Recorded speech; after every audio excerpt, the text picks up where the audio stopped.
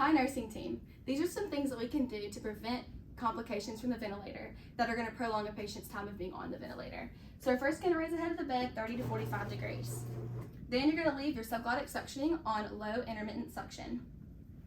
Then we are going to hyperoxygenate our patient before we do inline suctioning or endotracheal suctioning. So we'll grab right here. After we've hyperoxygenated, we're going to go in and you're going to intermittently press on the suction as you're pulling out. Now, we need to chart and make sure that we are coming in and assessing the patient's need for this kind of suction every 2 hours.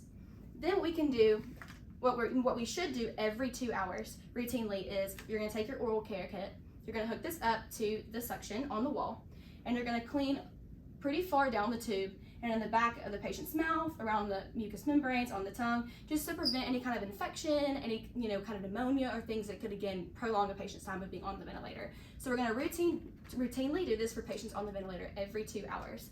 And we're going to assess a patient's need for endotracheal suctioning every 2 hours. Don't forget to raise the head of the bed 30 to 45 degrees. And yeah, that is pretty much, one last thing that you could also do, whenever you're going in to do oral care or oral hygiene, you just make sure to hook this up. And whenever a patient seems like they're getting, built up secretions just like right on there in the surface of the mouth, you can just put this in, just like you did with your oral hygiene, where you hooked it up to the wall. You'll hook up to the wall suction, and you'll just make sure to suction all in the back of their mouth, just quickly, just to get, all that junk out of their mouth to prevent any kind of infections. Thanks, guys.